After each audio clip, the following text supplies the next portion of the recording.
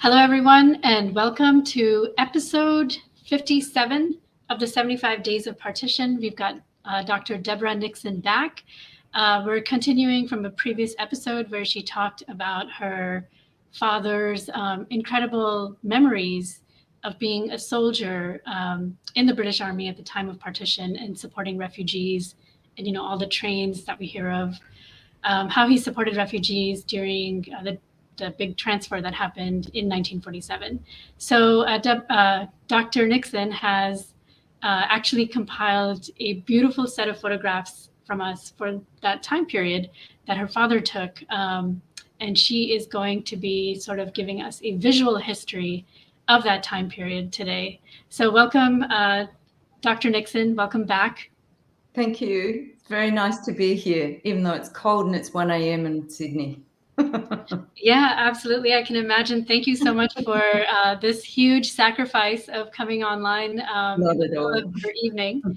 And I guess before we get to the photographs, do you want to give us a brief overview of what this may be, what some of the photographs are about, and what we should be keeping an eye on as we look through them? Okay, so in the previous session, I talked about engagement with technology in the decades leading up to partition. So what I've done in this presentation today, in the slides that you'll see, is I have taken the earliest photograph in the ones that my father had, that was taken in 1908 in Bhopal, and the last photographs that he took in India that were around the partition. So the first photograph, obviously in 1908, was not taken by him. I actually don't know who took it. So what the photographs do is provide a sort of visual accompaniment to the previous presentation that I gave. And they also provide a kind of material evidence of the history of photography in India, in a sense. So photography in India started not so long after photography was introduced in Europe, so around 1839 to 1840, which seems so early. I know, it's amazing, isn't it? It really is. And then by 1856, police were using photographs as indexical evidence of victims and perpetrators of crimes. And then studios started to open up across India. So I'm just going to kind of give you a little visual story like that leads up to the way that my father engaged with the sort of visual of the partition through his camera in the limited way that he did. Yeah. And I have another question. What about the trend at the time that we see of a lot of British officers actually turning to photography, actually, using photography in their daily lives? Is there anything that you can say about that? Well, people were using photographs as sort of evidentiary of what was going on anyway. But some of the British officers that came to India were probably coming directly from Britain, so they may have had portable cameras with them at that time. But my father was born in India, and he didn't really start taking photographs, as far as I can tell, until probably the mid-1940s, when he was a young man. So it was a technology that people were engaging with. Now, he was from a fairly privileged class or group of people, being a domiciled European or an Anglo-Indian. So he did have access to the technology, but it wasn't out of bounds for other people either. So there were a lot of Indian photographers who opened up studios and were taking photographs of people in studios. So it was taken up quite widely in India from quite an early stage for lots of different reasons. Yeah. So officers would have been engaging with the technology like everybody else was, but also with the idea of cataloguing where they were and what was going on around them. Although when I asked my father, did he take a lot of photographs during the actual transfer of refugees? He said no, there were security boundaries around what he could photograph, and also he just didn't have time. It was too chaotic and I can imagine. busy. Yeah. So that's a kind of context for it. So, like I said, the technology of railways and photography arrived in India with the British, and so it was the engagement with those technologies was different according to where you were in colonial India at that time. But most people were engaging with photography in one way or another. Not most people, but people that could were beginning to engage with it. And Christopher Penny, I think, said that one of the reasons he thought that photography gained so much traction in a bit later on anyway, was that India already had a really advanced visual culture. And so photography was just an opportunity as well to engage with visuals in studios, for example, because in a studio you could create your own background. So people were very creative in studios. Very interesting. Yeah, I do have a lot of, from about 120 years ago, I have photographs of ancestors that start to crop up in studios. So when you mentioned studios, that's really interesting.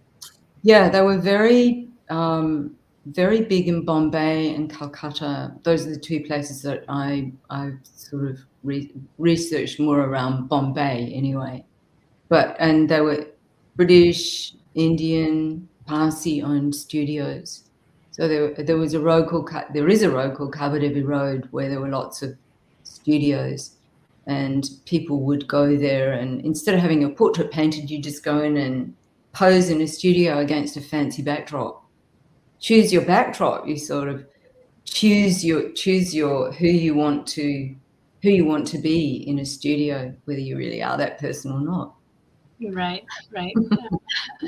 So let's turn over to some of the photographs that we have from your father. Yes. I think Anshul is going to put those slides up for us. Yep. So these are two very large cardboard-backed photographs that were probably taken by a professional photographer, but they would have belonged to my grandfather. Because the one on the right has GIP on it, which is the Great Indian Peninsula Railway Line, and that was the railway line he worked with. And you can see the railway workers standing on the train there. And the other one is obviously a steam train, and you can see there's a water tower to the right of the train, but to the left of the photo. So both of those were photographs that were probably taken professional photographs that were taken for his workplace of the trains they were running. But they were just the most astonishing machines, those trains. So next, please. Okay, so just a little bit of background was that my research focused on engagement with technologies in pre or up to partition India.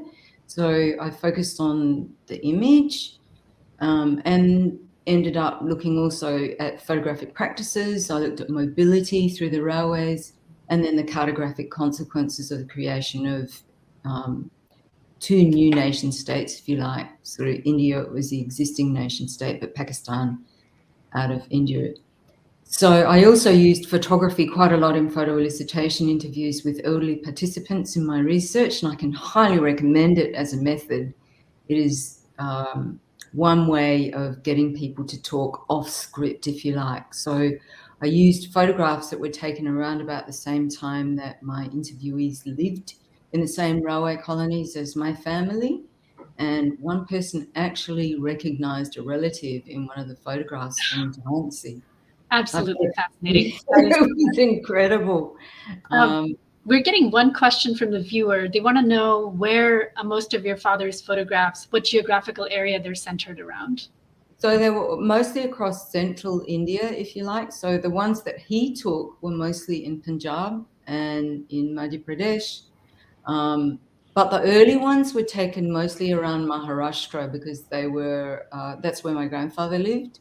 Bhusawal, Jhansi, Jabalpur, Damo, Itasi, and Katni. And I'll show you samples of all the photographs of the railway colonies from those areas. So those colonies or towns were along the Great Indian Peninsular Railway line at the time. Yeah. So you've seen a lot of the early photos anyway. There's a formality about the photographs because, you know, people were using limited amounts of film. It was expensive to have it, have photographs printed, not like today you can fire off 100 and then delete all of them afterwards. Right. So there's a very kind of deliberate aspect to a lot of the earlier photographs.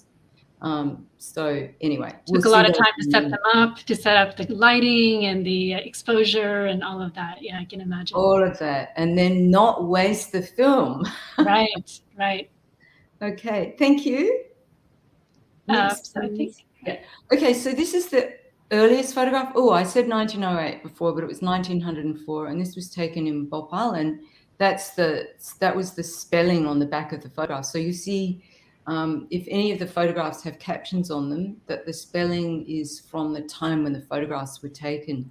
So I don't know. I know that my family lived in Bhopal at one point, but that's all I know about that photograph. So very old, and that was the earliest one in the collection that I have. So it looks like a bungalow. It's probably a railway bungalow. wow. From housing there. Yeah. Next, please. So what my father, being such a collector, became a scientist, was he kept all the wallets from the photographs, from the negatives. And I took a little series of photographs of the wallets that he used because it just shows the range of photographic studios that were appearing in relatively small places. Pune was, I guess, not a big town then. It was a biggish town. And the name of the photographer is on the cover of the little photographic wallet. But I think it's quite a fantasy drawing there. As you know, Pune's nowhere near the ocean. So it's a sort of British seaside picture on a photographic wallet. That's some advertising there. Advertising for Kodak. Yes. Okay, next, please. Okay, so these are some of the wallets or the backings of the photographs that were taken in this very famous road in Bombay, Kalbadevi Road. So the first one is Gomes and Dallaire, and that was Kalbadevi Road. Then there's Excelsior. It just says Bombay 1908, but it could have been Kalbadevi Road. And then Guerra and Sons is in Mao. It says views of Mao, Mandu and Indore. But inside the little wallet, there were photographs that my father had taken during his training in Mao. So that's just a sample, shows you a sample of where these photographic studios were. The evidence is there on the backs of photographs and on the wallets that were used. And I just thought it was interesting to look at those. So your father trained in Mo? Is that? Yes, he did. Oh, that's neat. You know, my dad trained there too in the military, of course. Like all right. Later. The last place he stayed in India was Deolali. Okay. And you have photographs of that as well? I don't think he had his camera with him at that point. But he wasn't very well at that stage either. So it was the beginning of 1948. He was unwell by the time he left India because of everything he'd been through. Right. Anyway, next, please. Okay, so this is an early photograph of railway workers. So we're sort of jumping around in time here a little bit, but this is a studio photograph. It wasn't a carte de visite. It wasn't on a cardboard backing, but it's a large framed photograph. And it just shows you what a typical Anglo-Indian railway workshop might have looked like. And what I noticed in a lot of these photographs, in the studio photographs, especially if there's an outdoor setting or a crowd, there's usually a photo bomber. So you see on the right-hand side, there's a photo bomber. Oh, yes, I see the photo bomber. I wonder who they are. Yeah, and I think that was perhaps people wanted to, even though they knew they probably would never get a copy of the photograph, they wanted to engage with the technology in that way or to be included with the group. So the man on the far left, the far left of our screen in the photograph is my great uncle. The Amazing. guy with the dark hair there. He's got a fob chain. So a man, an Anglo-Indian man who was familiar with railway colonies, helped me read the photograph by. He said, well, look, they're obviously railway workers. They've got dasuti, which is cotton waste used for cleaning the railway engines, stuffed into their pockets. There's a solid topi on the wall next to the photo bomber.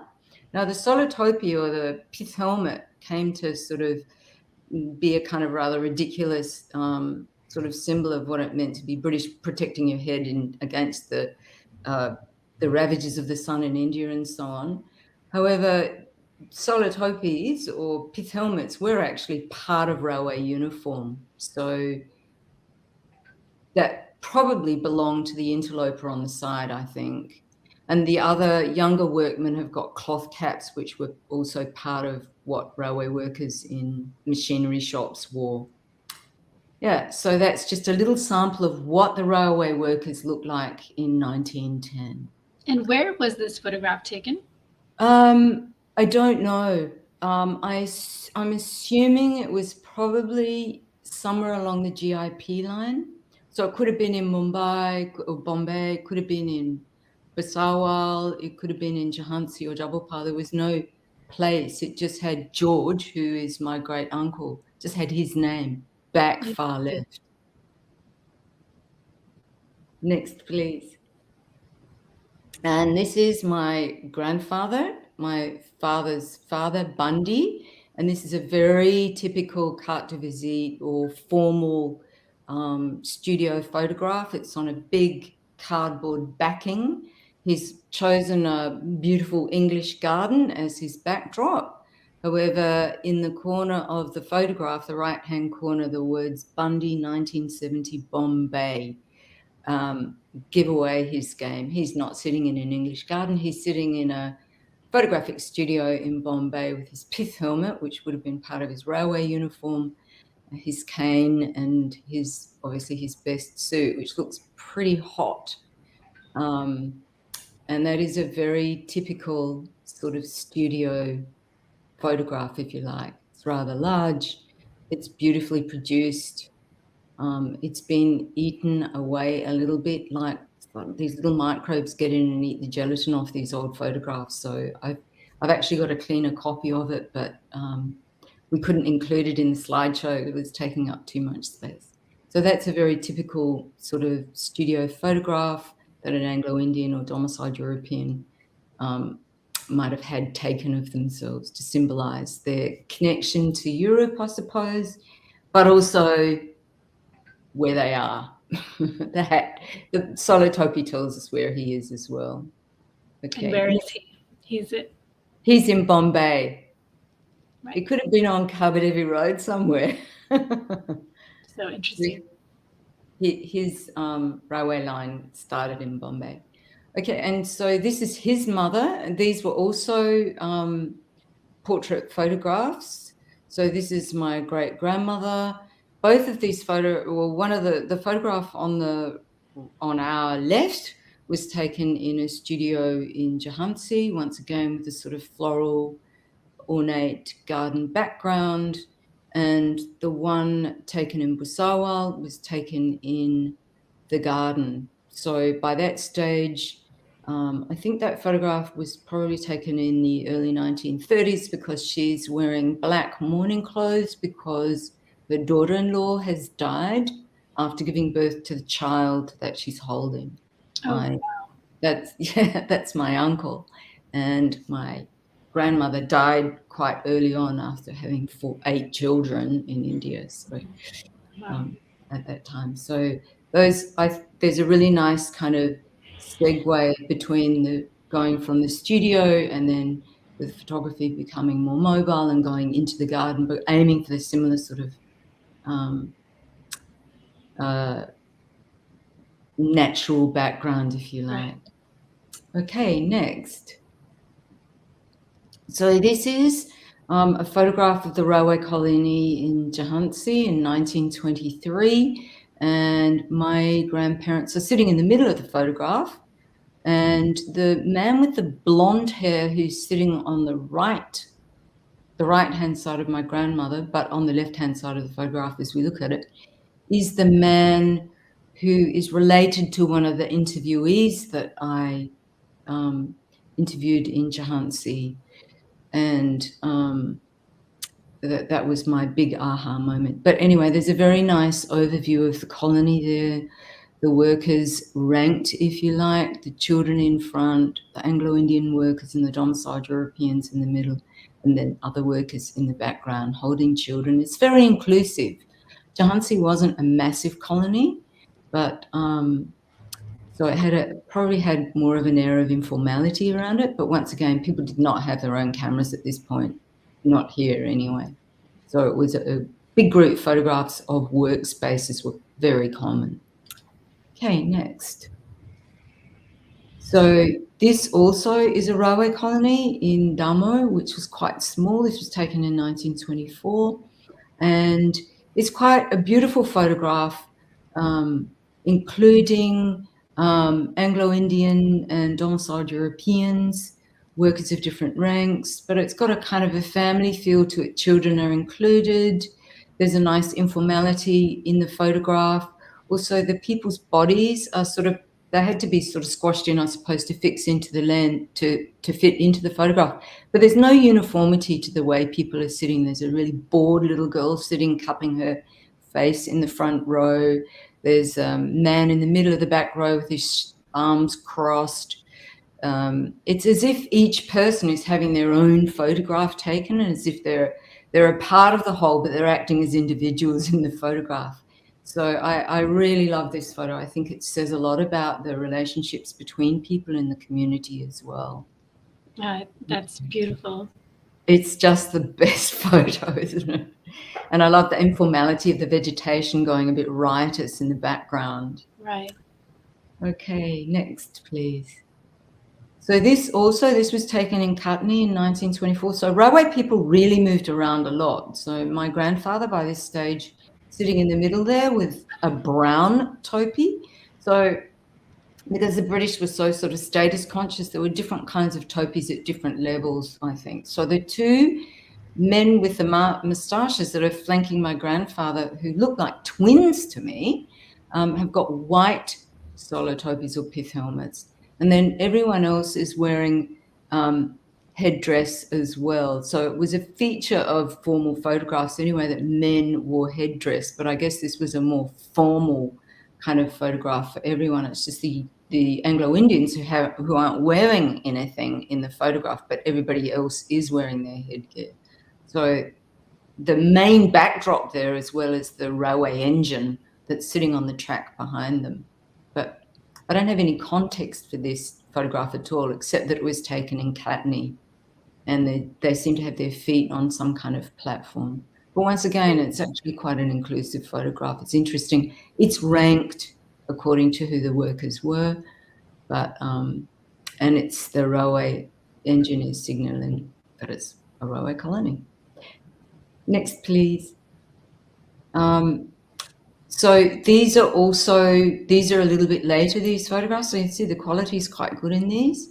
That is, my uncle is the right front rabbit in the photograph on the left. These were taken at St. George's in Mussoorie. So once again, just capturing the sort of, that photograph is of the school play, I imagine. It was a boys' school, so there's actually a boy dressed as a girl there who doesn't look particularly happy. Maybe it was Easter. I don't know what what was going on there. There's a bear, a bird, and 4 rabbits. And then the other photograph is a school photo, and my father is sitting third from the right, from our left, so with the dark hair. So these were very typical of school photographs. Once again, there's a sort of range of kids at these schools from railway colonies mostly, sent away at a very early age to live under fairly authoritarian conditions in these mountain schools. Okay, next please. Okay, so we're moving on a little bit here. So we're getting closer to the partition time now. So this is a photograph of my father at home. I imagine that he's on leave from the army, though he's dressed in what they called civvies or civilian clothes. And again, we have a couple of photo bombers in the background here. So to the left, our left of the photo, there's a man standing underneath a frond under the tati mat or the kus mat around the veranda. That man is in a lot of photographs. His name was Joseph, and he was my grandfather's chauffeur. And apparently they used to work together on the car all the time because it was always breaking down. And one day they wired it up so that when the ignition started, the windscreen wipers went off. So nothing seemed to work very well with the car. But anyway, there again are railway workers there, and then I imagine that my father is home with one of his army friends, so that we know we're getting a little closer to the partition here. But I really like also in the background the bicycles against the bungalow, and I think that's a young woman in the background there walking across the blurred figure. Oh, in the bottom left, is that in the bottom? Between the 2 men on our right of the photo, there's a blurry figure. Yes. And then on the left-hand side of the photograph, or our left, there's a man standing in the shade who's bombed it as well. And someone is asking if your family, I know the answer, of course, but I'll pose it to you. If your family had cross-cultural marriages, basically, was your family Anglo-Indian, or what kind of Anglo-Indian? Well, they were domiciled European. So my grandmother was actually from the Isle of Dogs. So my grandfather, although he was born in India and his father was born in India, and I'm not sure where my great-grandparents were from. But my grandfather went to the UK for some reason. He ended up on the East India Docks near the Isle of Dogs, and that's where my great-grandmother lived, and they got married and they came back to India, and she had all her children in India and died in India. But my grandfather was 3rd generation in India. My father was 4th. But there was a lot of intermarriage early on, and then Anglo-Indians tended to marry within Anglo-Indian communities. But the definition of an Anglo-Indian was that your mother was Indian and your father was European. In this family, my grandfather, was a domiciled European, and his wife was British European. So they were called domiciled Europeans. But before 1935, I think it was either 1935 or 1911, all people who were long-term settlers were called Anglo-Indian. So there was a racist denotation to it, a racial denotation to it after 1935. Very interesting. Census, and yeah. What happened in 1935 that changed things? Well,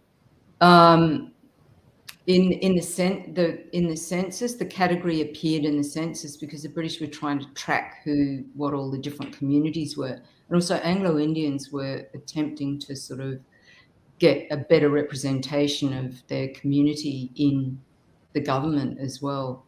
So there was a push to own the identity, if you like. So, and also Anglo-Indians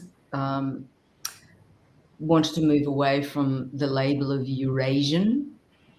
So there was a swap out from Eurasian to Anglo-Indian and domiciled European. Very interesting. Okay, next slide. Oops.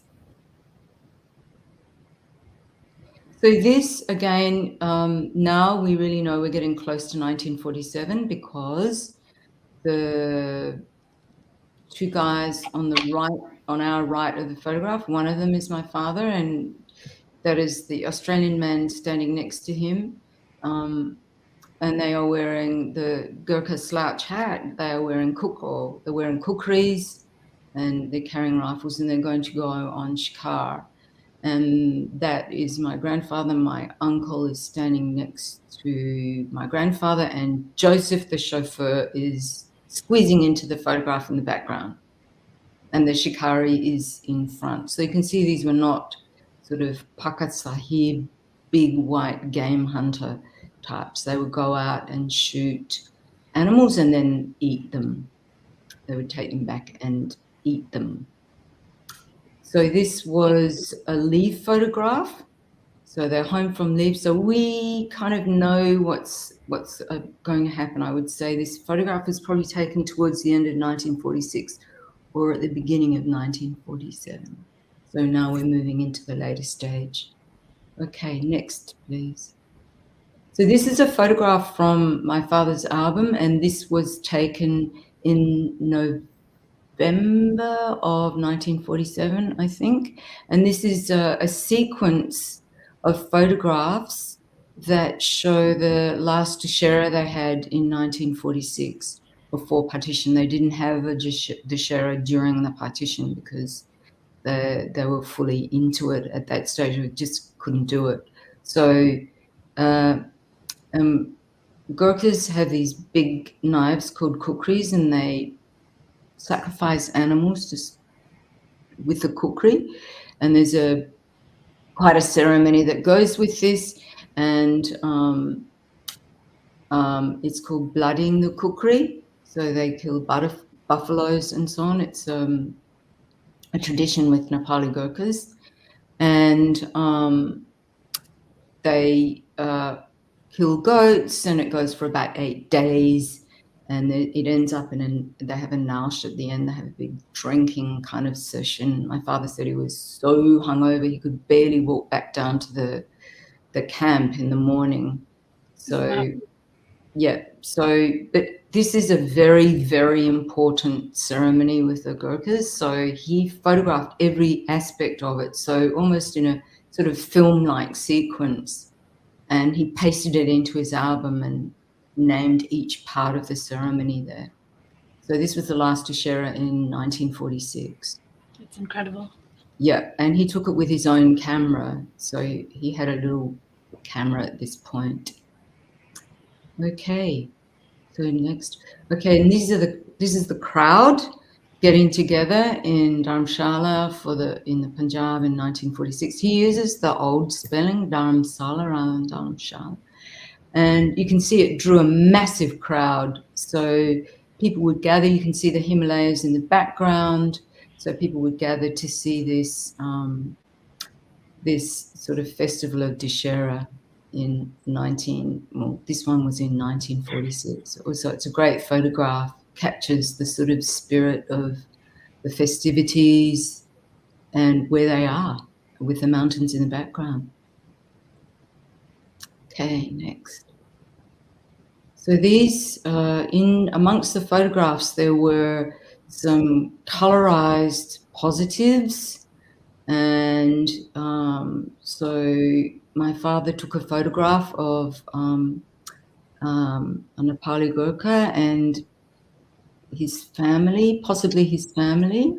So he's a gurung. So in with the Gurkhas, they have different names for their castes, and this guy is called a gurung, and his wife and relatives, possibly from Lamjung area in Nepal. Beautiful. So it is an incredible photograph, and I didn't realize what they were because they were in a tiny little book, just completely full of negatives. And my cousin, who's an engineer took them out and said, I can actually develop these. So he managed to get a copy of and develop them. That's But the colorized method, they weren't hand painted. There was a method called the Dufay method that lasted for a very little while with a very limited palette of colors in it. So you get this kind of painterly effect. But yeah, it's an incredible photo. Next. This is the Gorkha Mess in 1947 in what's now Himachal. And you can see the mountains with snow on them in the background. My father used to just say those are the eternal snows, and they used to walk up into those mountains. And this was the head, or it's where the first Gurkhas were cantoned during the partition. So they operated around and out of this area. And just one point about that photograph is that you can see that it's actually a composite photo, because halfway across the sky, you can see the color change in the sky. And so right. my cousin noticed that it was a composite, because I said, look, I've got two positives here from I think it's the same place. And he put them together and said, well, it's a composite photo. But my father hadn't put it together as a composite. He hadn't actually developed any of them. So and what exactly is a composite for our viewers who may not know? Oh, it's as if it's like taking a panorama. So you take one photo and then you try to get as seamlessly close to the next image so that you get a composite photograph or a panorama, if you like. So in the old days, when you could probably just zoom in and out on your phone these days, but in those days, you would take a series of photographs, if you like. So he took two because he wanted to get the whole mess and he wanted to get the eternal snows in background. Yeah. Beautiful. It is an incredible photo, once again, with that sort of painterly quality to it. So that was taken in 1947. Okay. So in 1946 and 1947, he was doing his training in Mao, which Ganita, I think you mentioned before. So he took a fantastic photo here of a street scene in Mao. So that is, and under the caption in the photograph album just said Mao Bazaar. He also had a photograph of a dom at a funeral pyre, but I didn't include that one. And then in the corner, in the top right, he's in that photograph somewhere, or maybe he's taking the photograph. I can't see him in the photograph there. But this is Mao is a sort of training center. So, and those are Gurkhas, you can tell by their hats. So this is all getting ready for partition now. Wow. Next, please. What year was that, by the way? I think there wasn't a date in the photograph album, but it must have been 46 or early 47. Okay. So he also went to Lahore in either the end of 1946 or the beginning of 1947. He said he couldn't remember, but it looks warm, so it must have been. It's hard to say, but the photograph on the right is of a canal, and you can see there's a horse-drawn cart in the photograph as well. I'm sure that these days there would be a lot more activity around that canal. And that is my father in his uniform walking in the street in Lahore when it was part of undivided Punjab. And the photograph on the left, on the right, is a photograph of the Botanic Gardens in Lahore. Oh, wow. Yeah. Lahore is where my fraternal side of my family is. My dad's family is from Lahore. All right. Well, I have a few other photographs from Lahore I could share with you at some time. Oh, I'd love to see them. Yeah. Okay. So one of the photographs he took was of the Lahore railway station, very famous building, very beautiful building. And as Christopher Penny says, when you take a photograph, you capture a lot of excess data. You capture a lot in the photograph that you may not have intended to capture.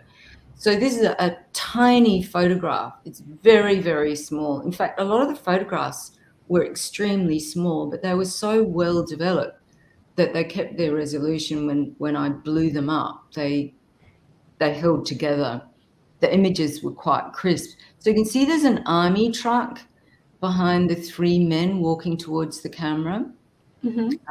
So that's signaling that there is army already arriving in Lahore, if you like. The railway station was built by the British to accommodate the army as well. So unfortunately, that train station became a site for much despair during the partition, but this is just before the partition. So we have that sense of there's a sense, I mean, it's a beautifully composed photograph, but at the same time, there's an air that we know what is going to happen here. And I look at some of these photographs and I wonder what happened to the people in the photographs. Anyway, the Amritsar Partition Museum, which opened in 2017, I think, requested some photographs from me, and I gave them a selection, and this is the one they chose to include in the museum. So the image on the right, or on our right, is the photograph in situ on the wall in the museum. So if you ever go to the Amritsar Partition Museum, you will see this photograph if you look very carefully on the wall, where there's information about railways and the way refugees were being transported at this time. That photograph travelled from undivided undivided Punjab with my father throughout the partition. It arrived in Australia with him in Western Australia, thousands of miles from where I am now. He then gave it to me when I visited him in Adelaide, and then I brought it back to Sydney and I used it in my research, and a copy of the image is now returned to what used to be Lahore's sister city, Amritsar. So it's been on quite a journey, that photograph. Yeah, definitely. Okay, next. All right. So these are some photographs that were taken on refugee trains. So I imagine they were taken by my father. Well, they were taken by my father. They are of the vantage that the soldiers riding on top of the refugee trains had of the area they were moving through. So they were in quite a mountainous area, so they had an incredible view of the countryside. But you can see in the middle photograph, those look like British Army officers, British Gurkha officers, and then there's a Nepali Gurkha officer, but one of them is actually aiming his rifle out. So they were guarding refugees who were also sitting on top of the trains with them, as you can see, but were also inside the trains. And then what an incredible photo. And this is where exactly is this one? Well, this is on a small, I imagine there was no information with these photographs. In fact, my cousin and I just found these negatives, and there were about 7 of them. I can also share more of these photographs with you later, but they are taken, I think, because the route they were traveling on as First Gurkhas, their remit was to transport refugees from down from Dharamshala through Yol and Nagrota. On Nagrota, they got onto a small gauge train, and then they took the refugees towards Pathankot, where they were handed over to another regiment and taken on to Amritsar. So it got a lot busier when they pulled into towns, and then when they were pulling into larger train stations like Pathankot, for example. But it does give you an idea of what it looked like for them riding on tops of the trains and everything. And as I explained in my first presentation, the escorts rode on top of the trains because they had a bit of vantage. And on these routes, the attacks on the trains were more often opportunistic. So there may be somebody driving a pike into a railway carriage through a window or shooting into a railway carriage. So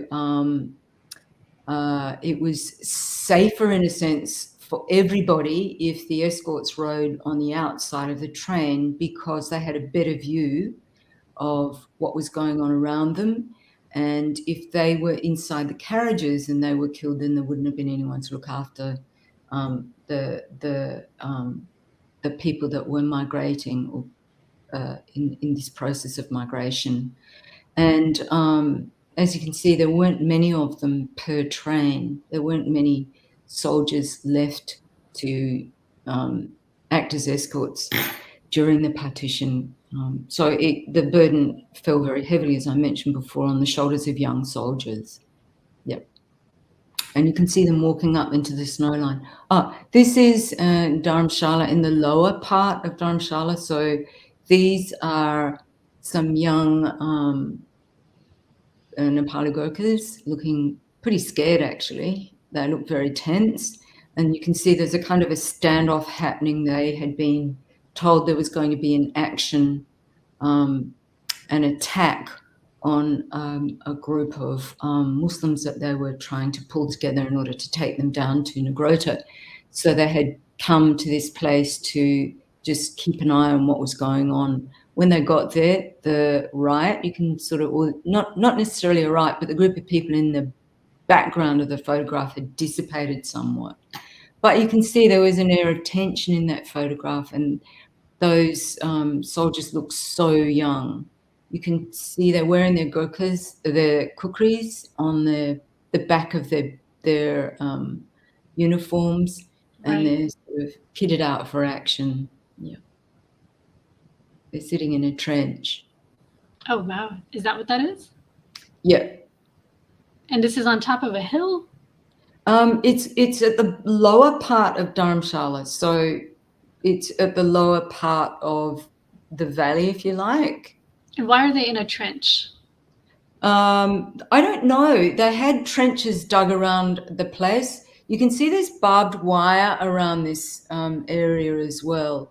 So they may have been anticipating that there could be action inside this fenced off area.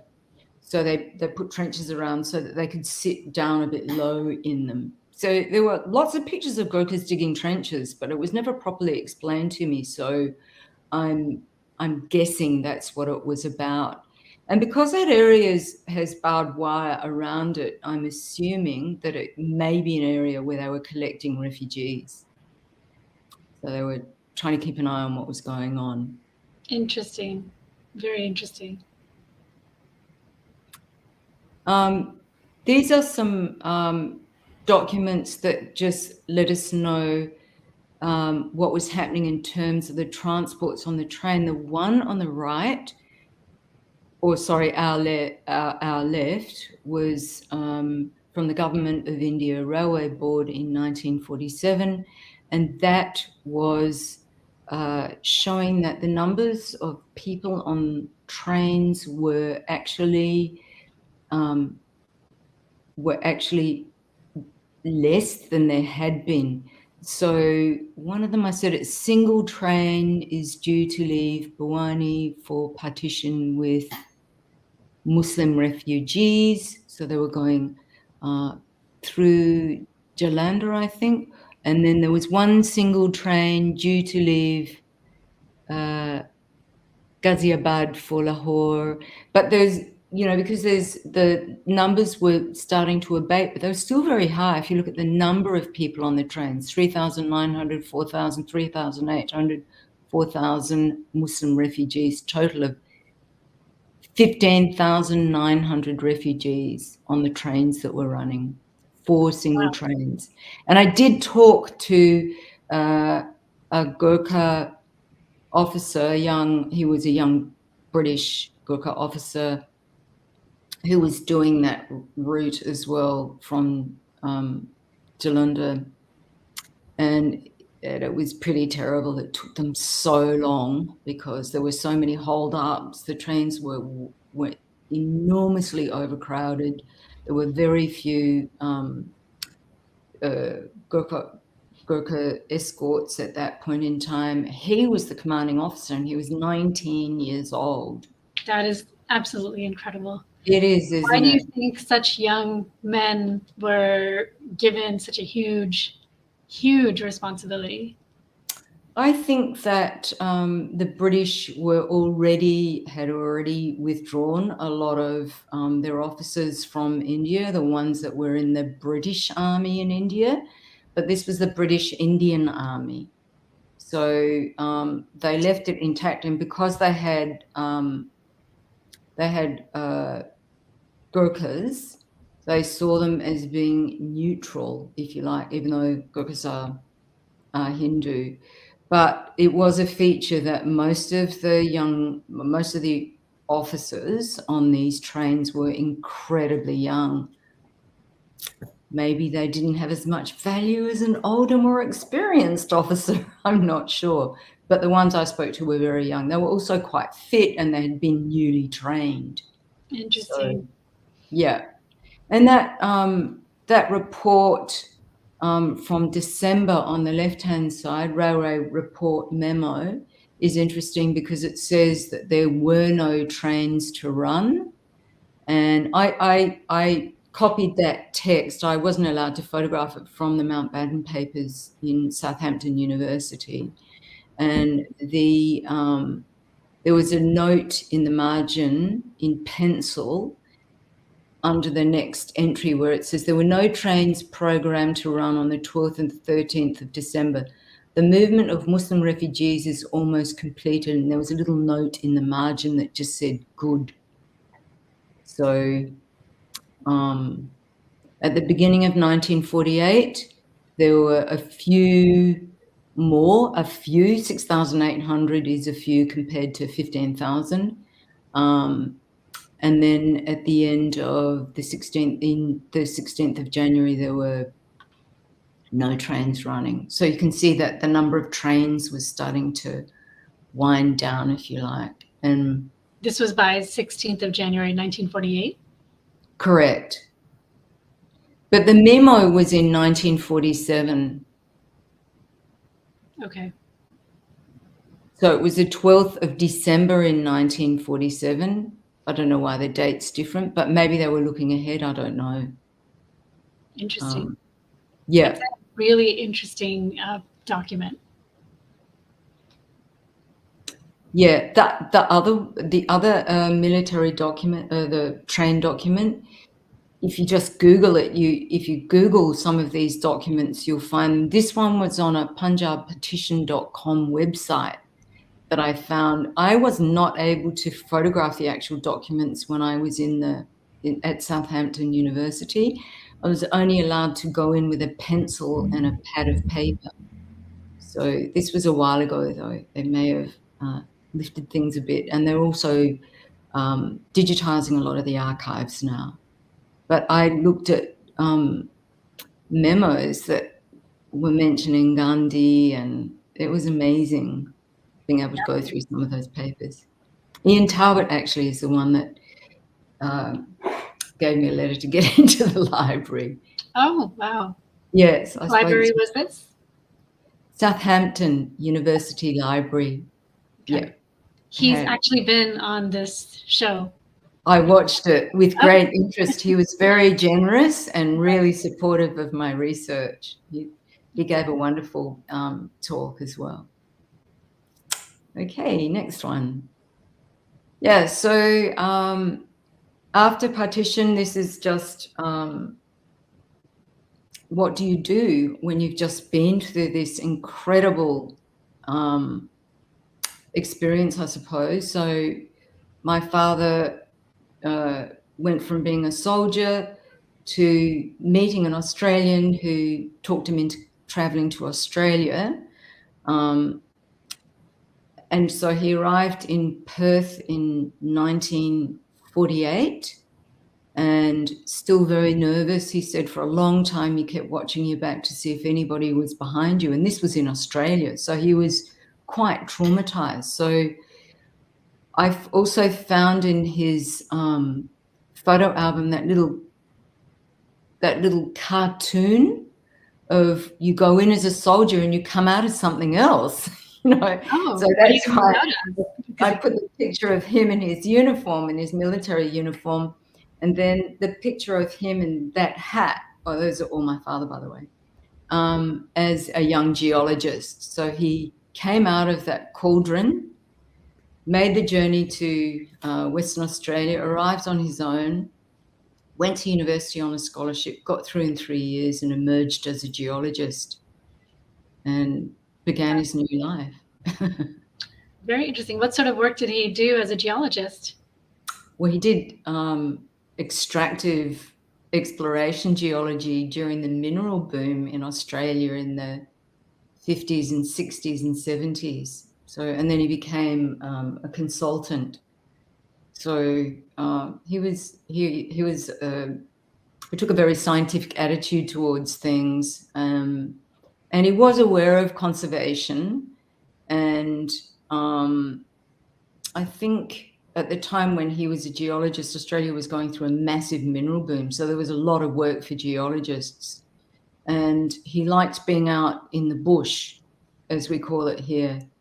And I read some research a while back that said that when we're young, we get a kind of landscape like a baby duck imprint on our mind. We get a kind of a landscape that we take deeply within ourselves. And I think he felt very comfortable being out in what we call the bush here in Australia. And he would come back from these geological trips with a goat for my mother to curry. So he would shoot a goat and bring it back, and my mother would curry it for him, cook it for him. So similar to what he was doing when he was younger in India. Correct. So he would shoot ducks, and then we would have to wade into a dam and pull the ducks out for him and that kind of thing. But he always ate everything he caught, or shot. He was a very, very good marksman. He had amazing eyesight and didn't need glasses. That's amazing. At 92. Wow. That's really impressive. Yeah. So do we have more photos, or is that? Sorry? Was that the last slide? I think it was. And okay. I've gone way over time again. I'm very sorry. No, it was completely worth it. Those were absolutely fascinating photographs, and thank you so much for sharing them with us and the audience. I think they really provide a glimpse unlike really anything out there. I mean, it is a private collection, and I hope that you will consider publishing it in a book. I think they're just fantastic. So thank you so much for that glimpse into and thank you for the opportunity to share them. There are actually a lot more photographs, but I just thought it was nice to show the progression of the history of how the photographs sort of evolved in a sense as well. So definitely. And I'd love to see the rest at some point. I will share some with you. You're open to sharing. Yes, absolutely. There's lots of Lahore. Oh, maybe we should do an event just on Lahore, because we're getting a lot of comments asking about, do we have more photographs from Lahore? I can see them here. I could. There's just a little series of I think there are about 7. And in fact, about 4 of them are being published in the Trans-Asia Photography Journal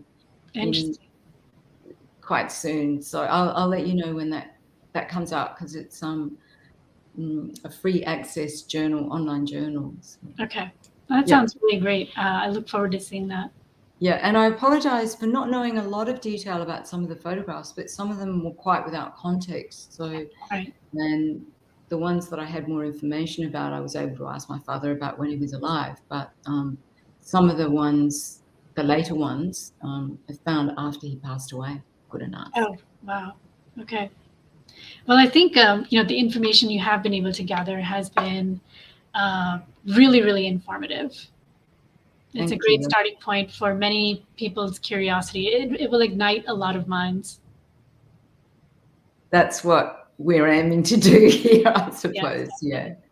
And I can share more photographs from that time at another stage if you're interested. Definitely. I'm 100%, 110% interested. So I look forward to that.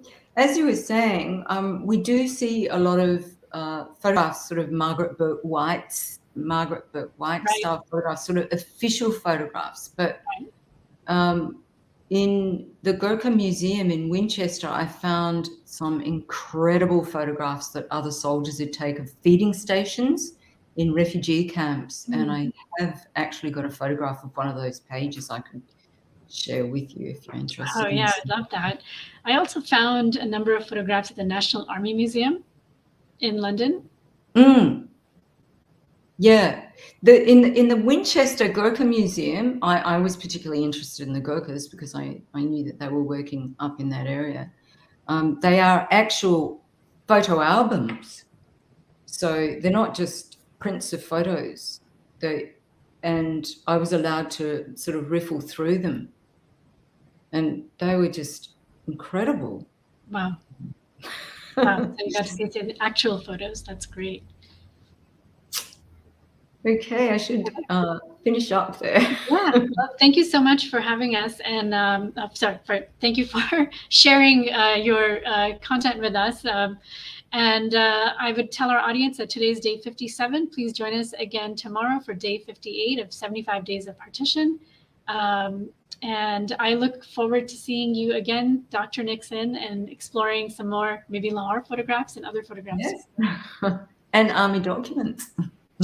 That would be fantastic. All right.